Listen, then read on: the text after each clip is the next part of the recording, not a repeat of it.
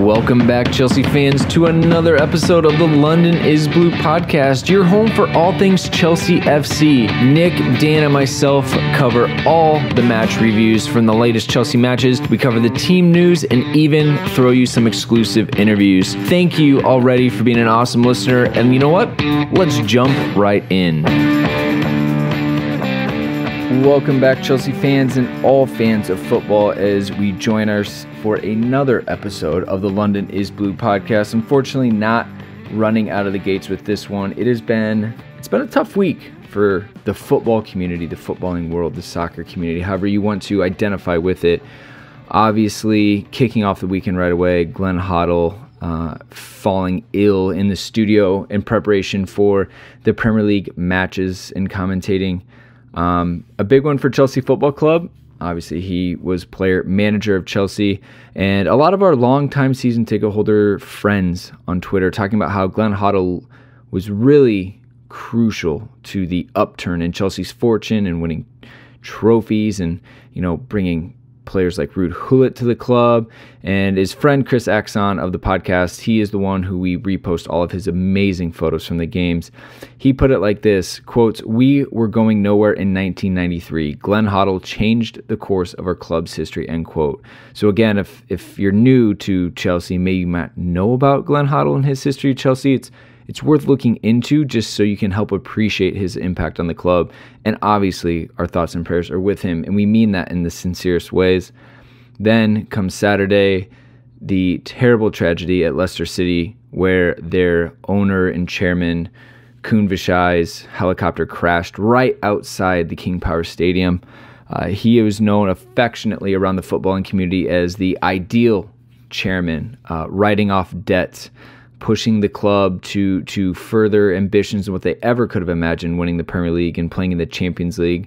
But even the little things, as far as like giving away 60 season tickets on his 60th birthday, giving away scarves when it's cold, just there are endless stories from the Leicester City fans about how amazing he was to them and their community. And obviously, Chelsea Football Club put out a statement. Pretty much every Premier League team, the FA, so many players, obviously with Danny Drinkwater and N'Golo Kante on the team, is very relevant for Chelsea. But obviously, pretty much everyone has wrapped it up, with this being said, is that, quote, "Our thoughts at this sad time, are with the family and friends of all those who lost their lives, as well as the players, staff, and supporters at Leicester City," end quote. And again, that was Khun Vishai and 4 others that tragically lost their lives this weekend in a helicopter crash. And so with both of those starting off this episode, Dan and Nick, it is with a heavy heart that we have to bring you guys in and kind of try to somehow move beyond the weekend's happenings into, what happened on the pitch at Turf Moor as well, Nick. I mean, it's obviously no easy feat for us, but I felt it was worth our time to, acknowledge and really bring out our feelings and how it affected us as well. Yeah, and I mean, to me, it's, even though we have our own tribe, and Chelsea's our tribe, and Leicester City has their tribe, it's a pretty rough moment for football in general. I mean, we, Dan and I were talking before the recording of this that, almost to the day of Matthew Harding passing away, October 22nd, 1996. This happens this weekend, and it just Dan, it kind of strikes you right in the heart as a Chelsea fan. Yeah, just a freak accident, and just something that is truly, you see the effect that it has and the connection that members of the Chelsea community had with Matthew Harding and what he meant to them, and how he's revered. And you can imagine that Khun Vishai will be remembered and honored in that way moving forward by the Leicester City family. And I know that it seemed as if the response from, I guess, Glenn Hoddle's representative was that he's still in critical condition, but does seem to be taking to the treatments after a cardiac episode. And, we wish the best for Glenn, the best for his family, the best for the Leicester City community. And, I think it's a good opportunity if you know someone in those communities, just check in and see how people are doing, because obviously these type of things can affect people in different ways, and you never know. So maybe just a good opportunity to ask someone how they're doing. And then to try to end this on a more positive and happier note, remember back to that 2015-16 season, absolute dumpster fire for Chelsea. Leicester, having a chance to clinch the title. Chelsea, Spurs playing. Eden Hazard, absolute wonder goal, bending it in at the top of the left of the box in the far post corner, sealing the title for Leicester City. I am sure all of us were able to celebrate with our Leicester City brothers and sisters after that. It was a win-win for both of us. So kind of wrapping up with that happy moment, let us move on and into the normal fixture schedule for us. Dan, Nick, you're with us. Guys, welcome. Gentlemen, moving on. Dan, we do, as always, like clockwork, have more iTunes reviews. 5 stars, to be specific. Yeah, there's Kamlonsky, Timot, which I guess is probably just some odd way of spelling tomato. And then Jaroslav _blue, one of our first couple reviews here from Switzerland, saying that we're going international. So not maybe a Swiss miss, but a Swiss hit there, Nicholas, with that 5-star review. God. And they're never going to listen again with jokes like that. Oh, they will. They will. They love the jokes. They love the puns. They love the humor. They do, huh? They love the beard, and you shaved it off this week, so we're not even going to enter into that conversation. But if you'd like a shout out at the beginning of the episode, leave a 5-star review on iTunes in the country store of your choice, and we will give you a little shout out. Let's see, you just had to let Yaroslav do the talking with his iTunes review title saying the BBP equals the Blue Boys Pod. Just let him. No, it was the Blue Boss Pod, probably in reference to one Ross Boss Barkley. Exactly, which we will definitely circle back to him, even though I tried to not talk about Ross this week. Anyways, we didn't have any Patreon names, sad face. Again, still working on new rewards, so get excited and look forward to that. But anyways, Nick, something they can get excited about right now is, I don't know. No spoilers here. I'll let you take it. Would it be that we're going back to London? And hey, surprise! Who knew? Yeah, breaking news. Yeah, so again, guys, like I know we were on last week and had this kind of same update, but we are I think we only have a few spots left in our trip to kind of have the ideal amount of people. So I think we're about 22, 23 people right now. If you are interested at all in this trip, and I know that, time is kind of the essence as we're entering into about 2 months out from going to London, just DM us. We are really excited about this trip. We think there's a possibility to have just an epic New Year's holiday, that we're going to go to our first away match at Crystal Palace, who, are not that good. So we're really pumped about this trip. So DM us, email us. We are happy to answer any questions. There are no dumb questions. It took us a little while to figure out what we were wanting to do when we went over there. So just please email us and we'll kind of take it from there, Brandon. All right. Well, here we go. Match review time. It was Burnley in the Premier League at Turf Moor Stadium. And it was this past Sunday, October 28th. In case you missed it, Burnley 0, Chelsea 4. And we actually did have some correct score predictions. That is right. On Facebook, we had Arjan or Arion. Instagram, we had Eco Marioso, Rocky _not_ Ricky, very specific. Sean XSBTG, Victor __ RS, and nobody on Twitter. Big swing and a miss there, as did all of us. But Dan, that probably makes you the most heartbroken, being the closest with a 3-0 prediction.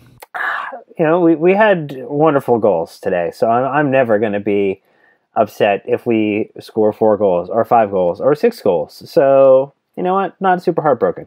All right. Well, anyways, go ahead and continue us on through the lineups for today. Well, no surprise, the most expensive goalkeeper in the world, Risa Balaga, starts in goal.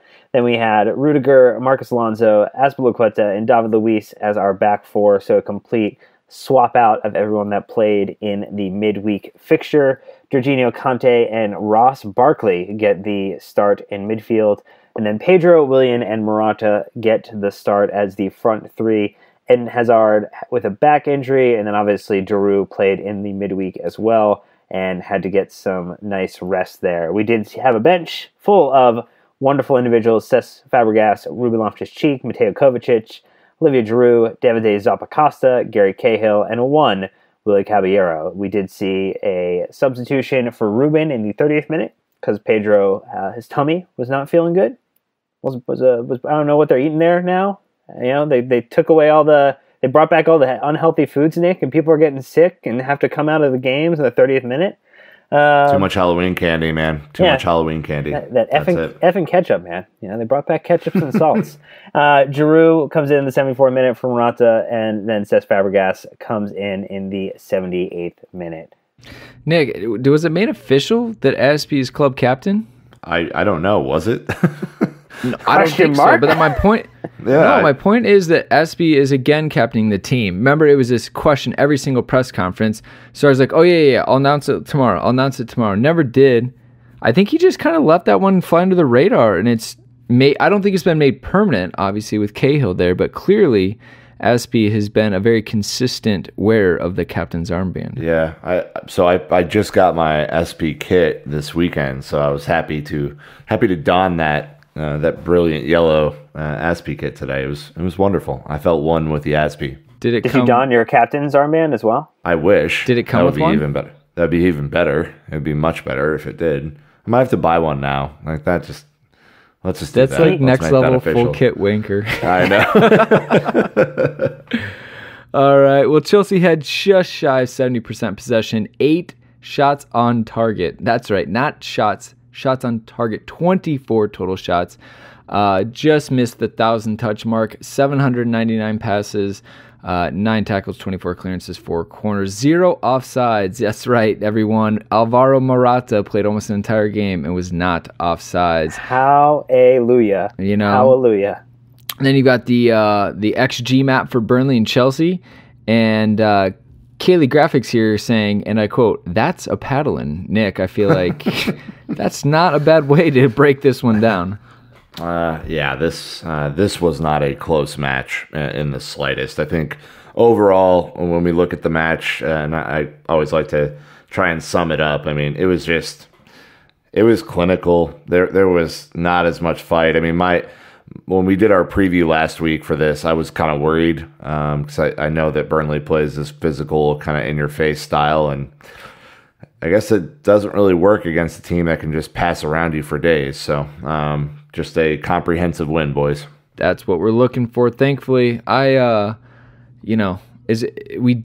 super worried going into this, but when you ring out 4-0, this is one of those games that the XG chart would have said Chelsea were expected to get 3 goals to Burnley's 0.3, and it would have been like 1-1 last season. So this was very much a game that we could have tripped up on and didn't. And it all kicked off in the 22nd minute, Dan, with a very unlikely starter to get on the score sheet. Yeah, well, I mean, not unlikely when we consider the fact that he had scored in 2 of his last 3 matches, but Alvaro Morata continues to find the back of the net, much to the chagrin of people who wished to send him in a box with no holes to a Middle Eastern country, to the highest bidder that would give us money for his services from a footballing perspective. But he delivers thanks to a wonderful ball from Barkley, just beautifully weighted.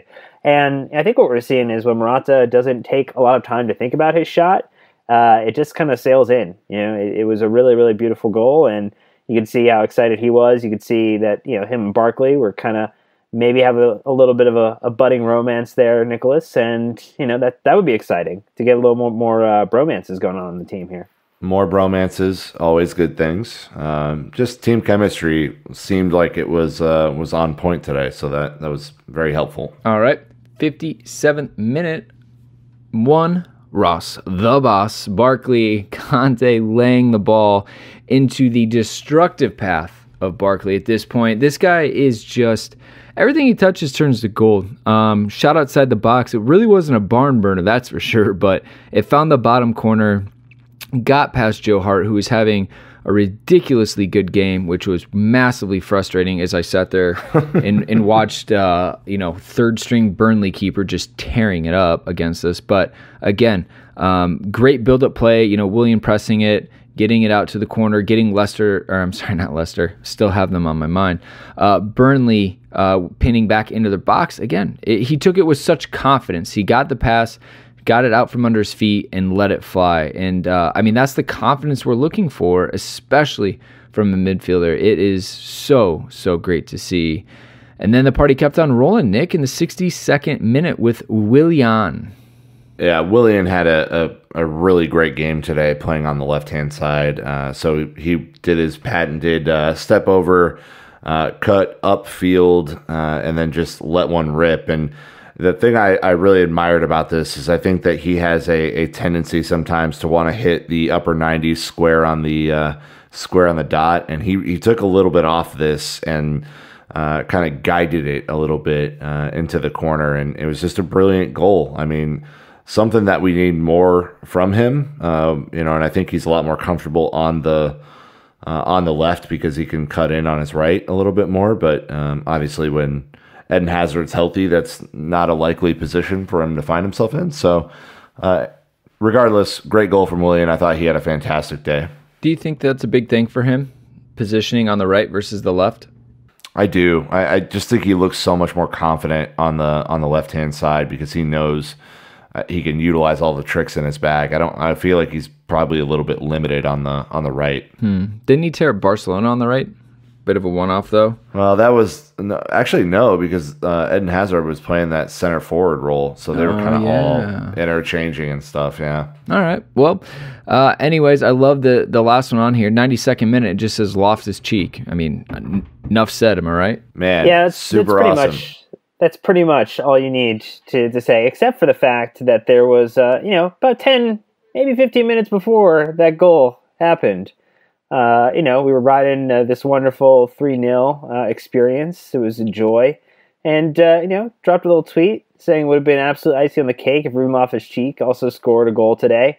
And, man delivered, 92nd minute, it's, basically less than 30 minutes, you could order pizza from him too. That'd be a good opportunity to, get a tie in there. But all in all, nice to score from a corner as well, because it was a corner. David Luiz, gets it down, knocks it to Alonso. Alonso knocks it back to the path of Ruben Loftus-Cheek, and goes into the box. And Joe Hart goes from having a day where it looks like he belongs, between the sticks for Barcelona, not Real Madrid, at least right now, and ends up, looking like he belongs in a pub side.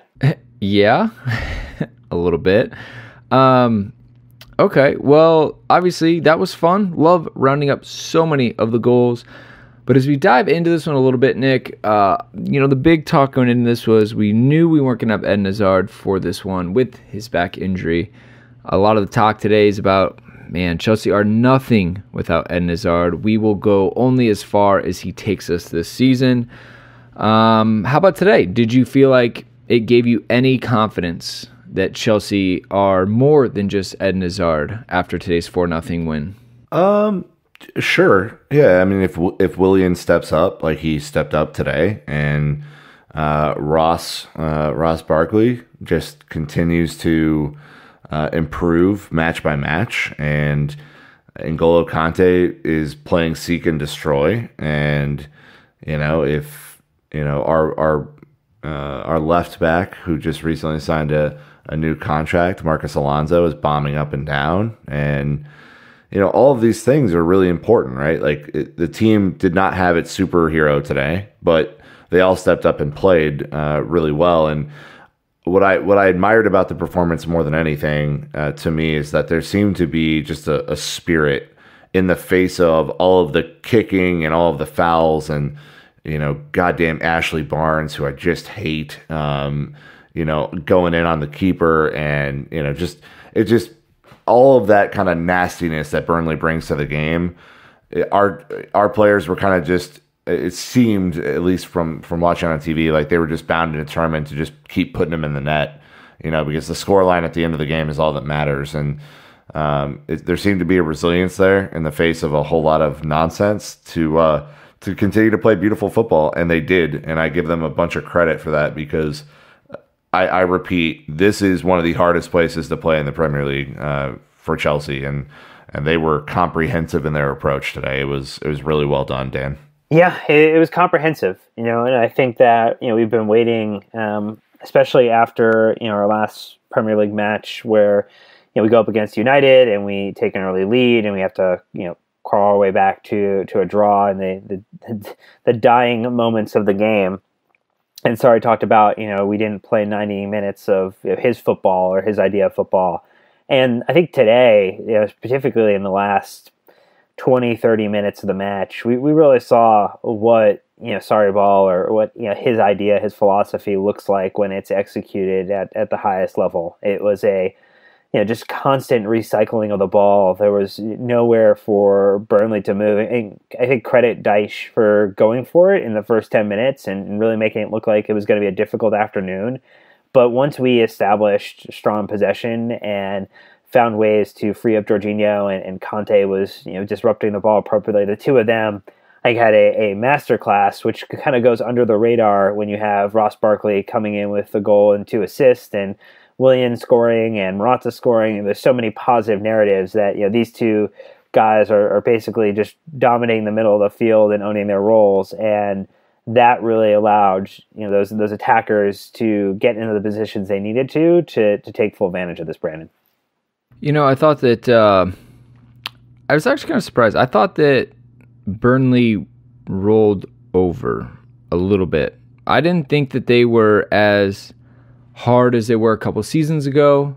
I thought they let a couple things I don't know. I just felt like it was easier for Chelsea to be on the ball this time. And that was a great thing for us. And I'll tell you what, it was a great thing for Alvaro Morata, just talking about him being able to flourish without Eden Hazard today. Because usually it's up to him to provide for Eden, but it was the other way around. And I think he had the ability, turn in the box and run at defenders. And normally they would have knocked him down before he even got there. So between, Loughton, Taylor, Tarkowski, and me, and just having, obviously Robbie Brady was their enforcer in the middle. I don't know. I was happily surprised to see that Burnley were going to try to, match us up on the ball. And I thought that was a huge advantage for Chelsea. Normally, these kind of games, I felt like we would have been kicked off the ball and was really surprised not to.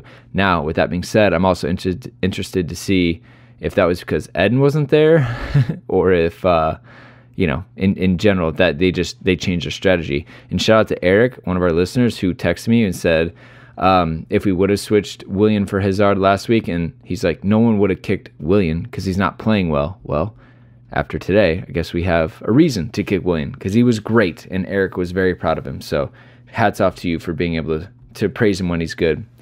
Next one, Dan. Like I said early in the script, I tried to keep Ross the Boss Barkley out of the script for another week, but here we are yet again. After he puts up a goal and an assist, what is that, 3 goals in 3 games for him?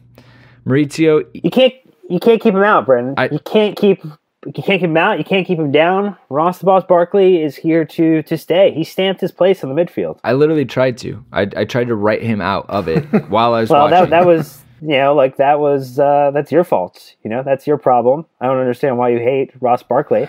Yeah, jeez. I hope that we get to interview him the next time we're in London, and we can play a clip from this episode talking about how you wanted to erase him from the script.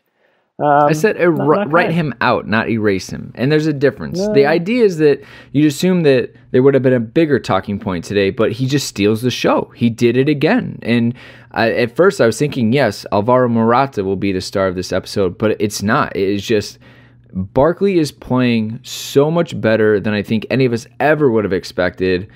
And he's starting to really show some consistency.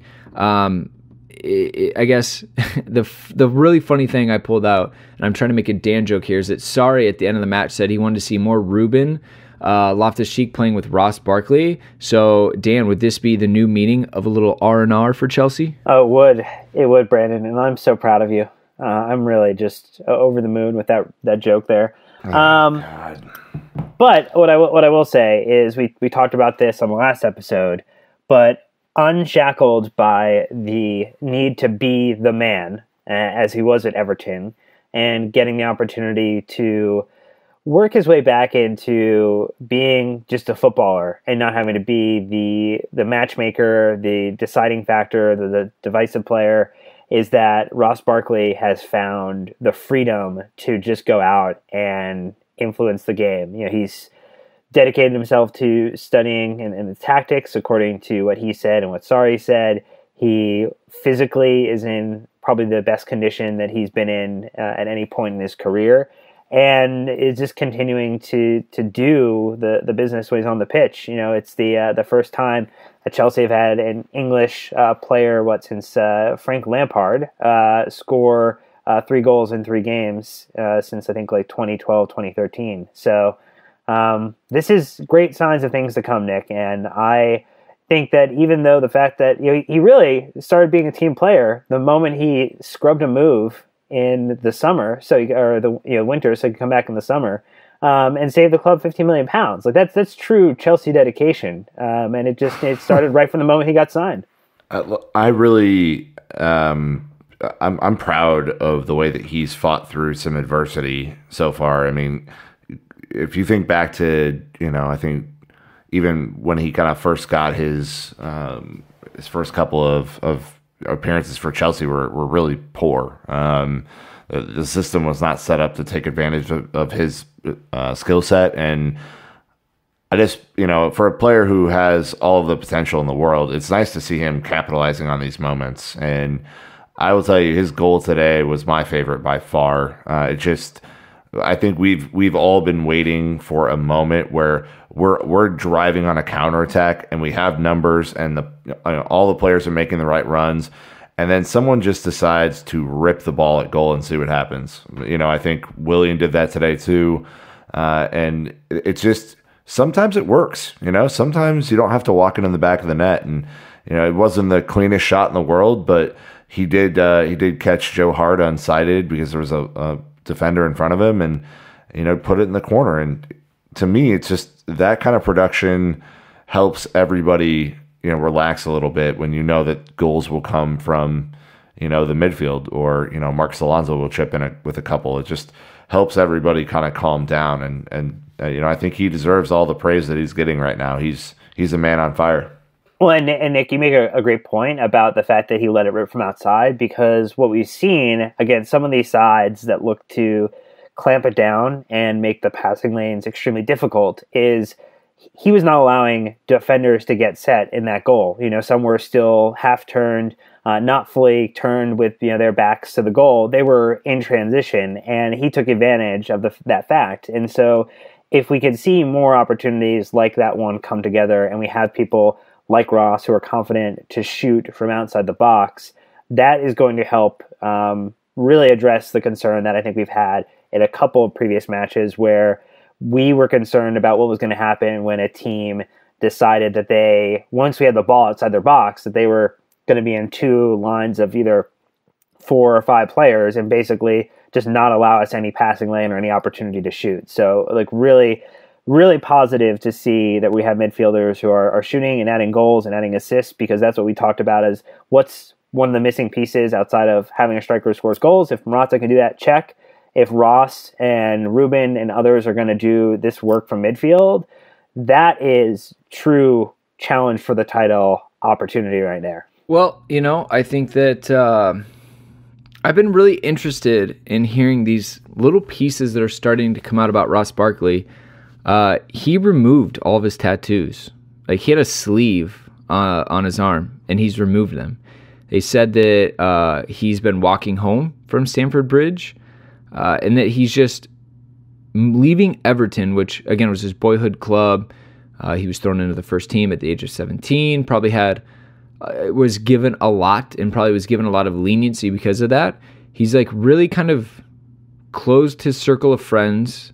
He's refocused himself on just playing, and I've been really fascinated with a lot of these articles that have been coming about him. And you hear what he's talking about. Maurizio and his staff are coaching him tactically, for the first time since, he left the academy at Everton and went to the first team. And I'm just really fascinated about he is putting in the work and he is reaping the rewards. I think that all of Ross's recent success is 100% down to his work ethic, his mentality, and his approach to his job, which it is. He is absolutely dedicated and committed to his craft. And while he's not playing an attacking midfielder role, he is playing as an attacker in a middle three, and it is going so well. Obviously, even getting into the team of the week in FIFA 19, which is obviously the bar of success if you're professional football. You want to get that big card that you hold up awkwardly in the locker room. That cardboard cutout of your stats. But anyways, I don't know. It's been really, really good to see his on the field performance, and it's been awesome to hear about what he's done proactively to change his lifestyle and his approach to his craft. And so well deserved, Ross. I hope you force me to write you in the script every single week, kind of like N'Golo Kante did the first season he came. That was ridiculous, kind of annoying actually. Just kidding. It was great. I loved it. And you're annoying when players are successful. Okay, we now have a trope for Brandon that we can reference back to. Again, just keep that in your Rolodex. Said a joke. Okay, it's a not joke like Borat. It's a not.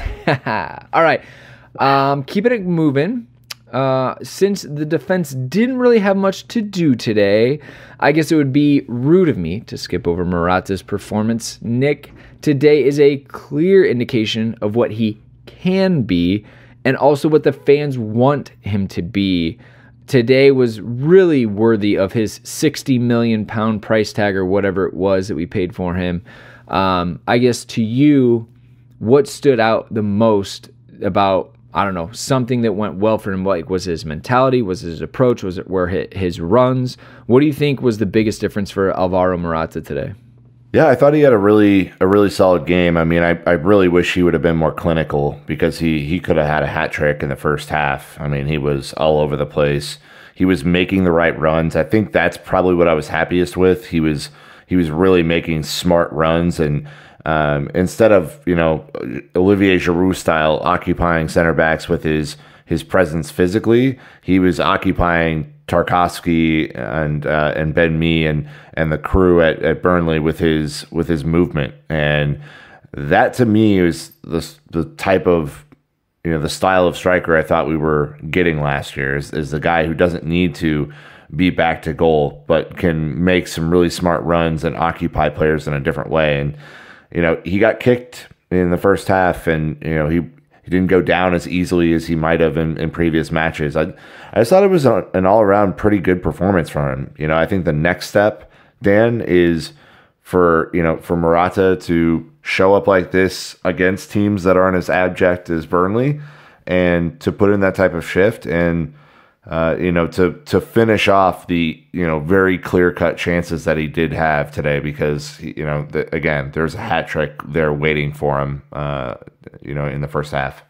Yeah, here's the thing though. Shots on target will result in scored goals for Alvaro Morata. Like, ultimately, he has the pedigree of a player who has played at Juventus and Real Madrid and now at Chelsea. Like, he's played for some of the most elite clubs in the world and has scored for them and scored on big stages. So it's not out of the realm of possibility that inside of the body of Alvaro Morata and in his brain is the engine of a striker, of a true center forward.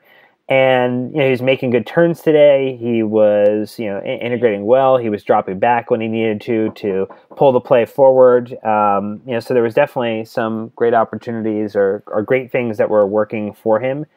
What I would say is, he had those one or two moments where you saw a little bit of the frustration come through. There was the bad kind of challenge on him where he ended up getting a yellow card for getting up too fast, I guess. I'm not really sure what it was still. Yeah, that was a mess. I mean, my God. Mess. Craig Pawson, Chelsea, and Burnley are not a great combination, as we know. not a good mix. You wouldn't put that in a cocktail shaker and serve it at a party. Ultimately, though, I think less of a, for him, it's repetition. Like, he just needs to keep on repeating this. I don't care against what competition it is. Like, eventually, yes, we will get to playing a United, a City, a Liverpool, and he'll need to score on those big occasions to truly cement himself as, having come good, as it were. But man, like, just let one or two rip every couple matches here against some competition and build rhythm, because rhythm is going to help predicate, I think, the future success that we're all looking to see, Brandon. I like success. You may not believe me, but I like it. I'm all about it. I mean, look. Hot take. Either way, I still think that the striker is a position Maurizio Sarri is most concerned about, even though he continues to come out and say, hey, no, it's all great. I believe in my strikers. I trust in them.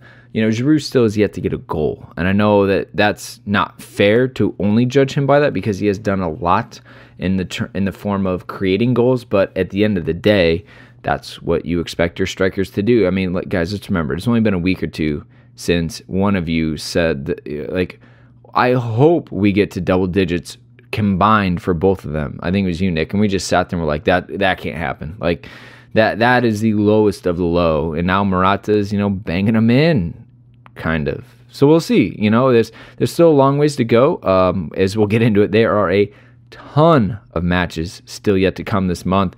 And, not this month, but in the next month. Like, in the next 3 weeks, we've got games about every 3 to 4 days, and it's going to be crazy. So I don't know. We'll have to kind of see what we do. But before we move into additional thoughts and man of the match poll, Nick, more breaking exclusive news, exciting opportunities coming to you from us, right?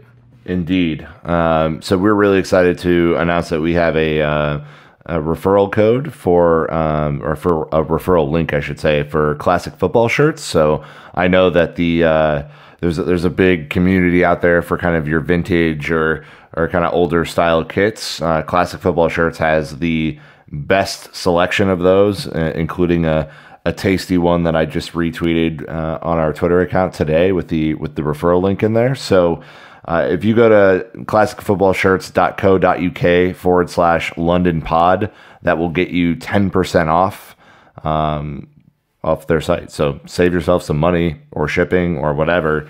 But yeah, we've been working with them, and we might have some other things that are coming down the pipe with that partnership. But just wanted to save you guys a bit of money in case you were looking to buy that classic 1994-95 orange Coors kit that apparently is now very cool again, even though it's just terrifyingly ugly. I did the unboxing video of the new kits from World Soccer Shop, and in that I was wearing one of their warm-up tops from back in the Samsung days, and I got it from Classic Football Shirts. And also got my brother like an old school 94 Manchester United polo for Christmas one year. So again, they've got amazing selection, and we've actually been customers before we even talked about a partnership. So really cool. Go check it out.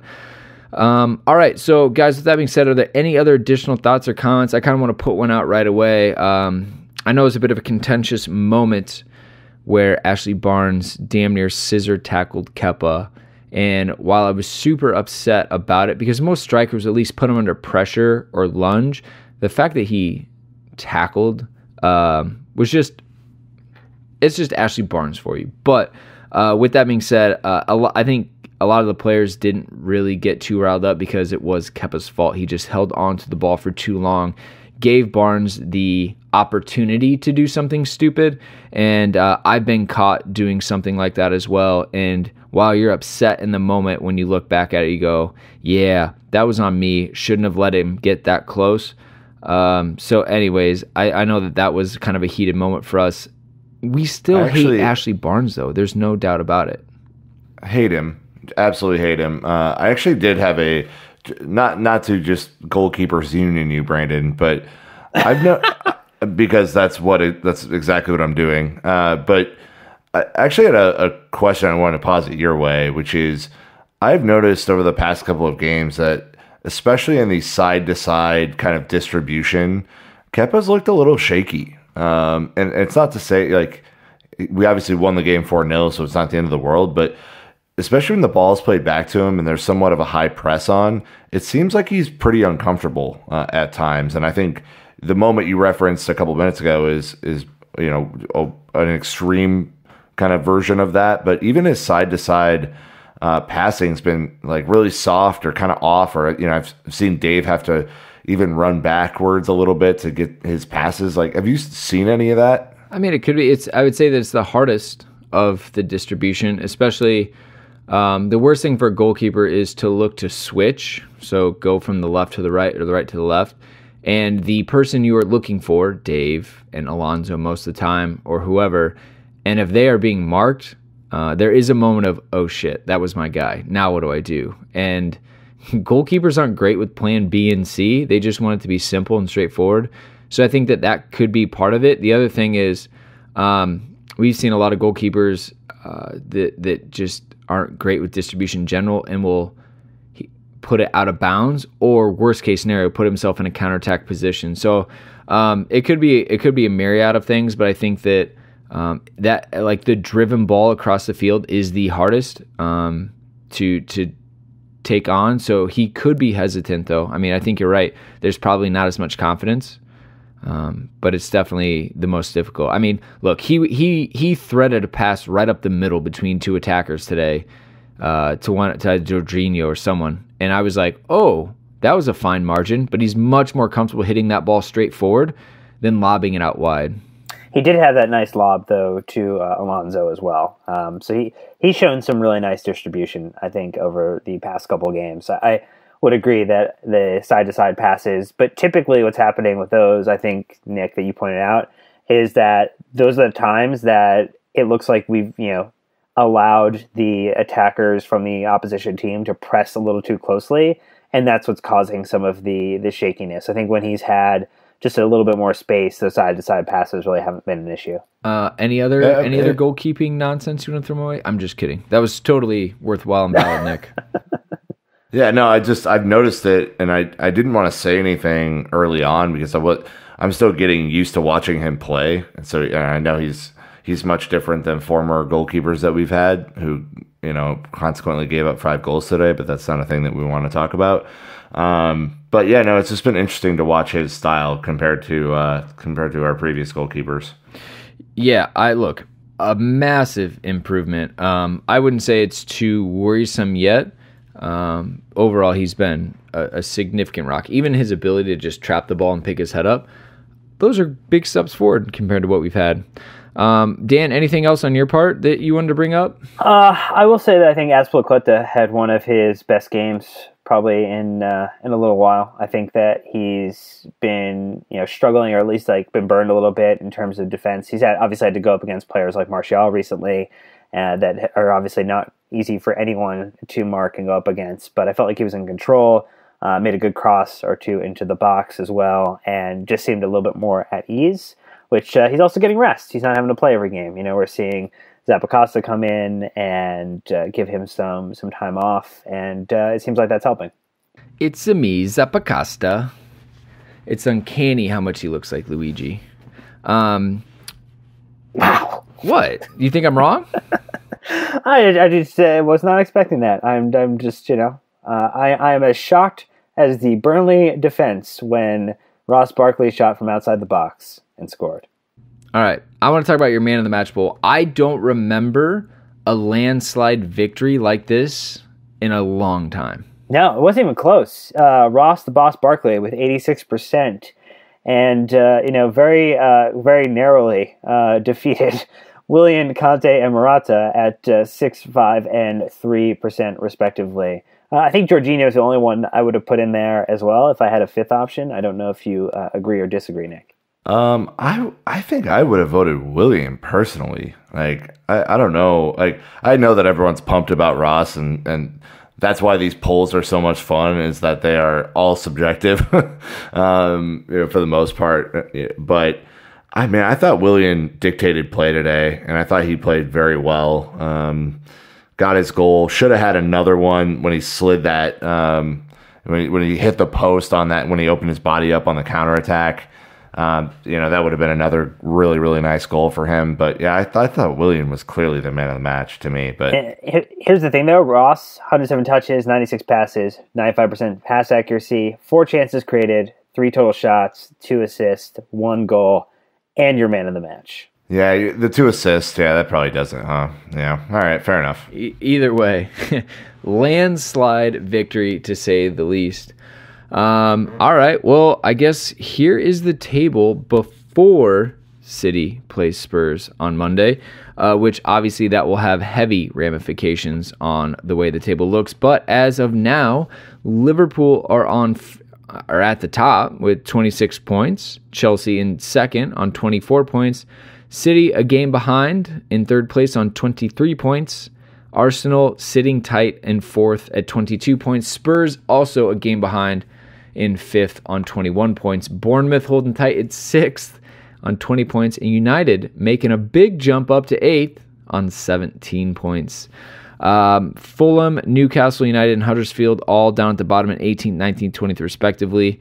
That is probably the biggest news of the table so far. The fact that Newcastle and Huddersfield are still without a win. I mean, they've got points, but they've only got 3. It is not looking good. As you look at that table, Nick, and does anything surprise you the most? I know we keep, kind of going back to our predictions. Arsenal in fourth, all of a sudden, they're starting to put together a run under Unai Emery. So interesting. So interesting. I don't know if anyone in this podcast, Nicholas, predicted Arsenal being in the top 4. So shocking. I don't remember anything about our preseason predictions at all.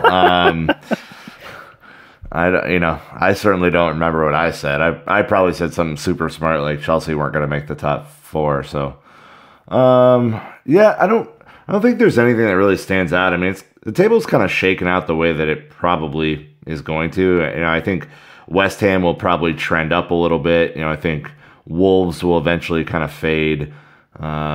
Everton and United will, eventually get somewhere near, Watford and Bournemouth. And, I don't know. I feel for Fulham right now, man. I feel like they're playing good football, but, their defense is just not holding up their end of the bargain. They have a minus 17 goal diff, which is tied for worst. Well, I mean, they signed one of their keepers to a long-term contract. They switched out that keeper with another. They have rotated their defense pretty regularly. It's just like there's some tactical mismanagement there on top of the good football. I mean, there's definitely some positives. I think Sari is really positive. Schürrle's played and looked well for them.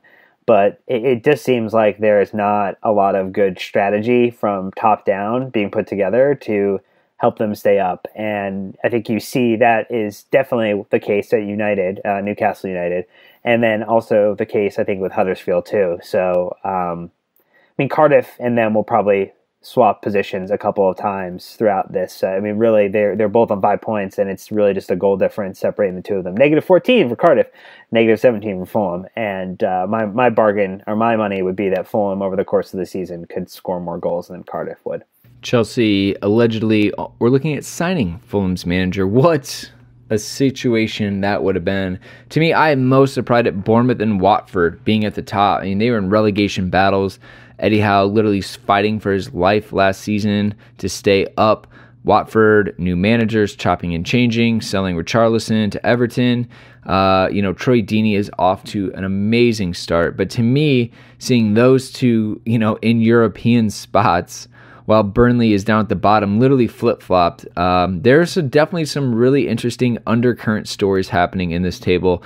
I don't know, the fact that Brighton are in 11th. I mean, I think we all had them relegated, but, Chris is doing a job there. So let us know what you guys think about the table. We're getting close to a third of the way through the season, a fourth of the way through the season just passed.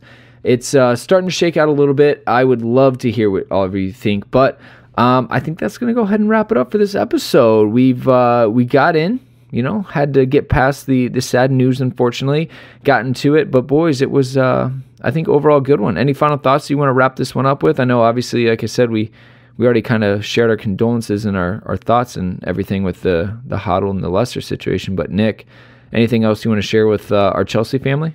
No, I think the only thing that I saw at the end of the game, which it always makes me laugh, is Maurizio going over to the away supporters with the unlit cigarette in his mouth. I mean, he's not letting it go. He's not quitting. There's no lifestyle change there. That man is just bound and determined to get his nicotine fix. So, just a funny kind of scene at the end. I hope we get to go to Cobham over New Year's, and I want to take a photo of his smoking booth. Yeah, should we bring him some American spirits or something? Like a something he can't get maybe in the UK. We'll have to talk to our contacts, see what they think. It might be hard to import. Do people smoke menthols anymore? Like what? Who knows? Dan, what about you, man? I will say thanks for putting up with a very sleep-deprived me on Twitter and then through this podcast, because I've watched a lot of postseason baseball with the Red Sox. And you know what? I'm so appreciative for a 90-minute match with a little bit of stoppage time when you watch a 18-inning longest postseason game in World Series history. You know what? It puts things in perspective and just how wonderful the sport of football is. What was it? 1-0? No. There was. It ended up 3-2 or whatever. It was a good game though. All right. Well, anyway, Chelsea fans, that is a wrap. Part 2 coming at you tomorrow, so make sure to be on the look for that, where we answer all of your social media questions and we look ahead to, as I mentioned, another busy week with, let's see, Carabao Cup midweek and then back in the Premier League at the weekend. So it's going to be great with the reunion with Super Frank in the middle of it. So with that being said, Chelsea fans, that is a wrap. Until next time, you know what to do. Keep the blue flag flying high.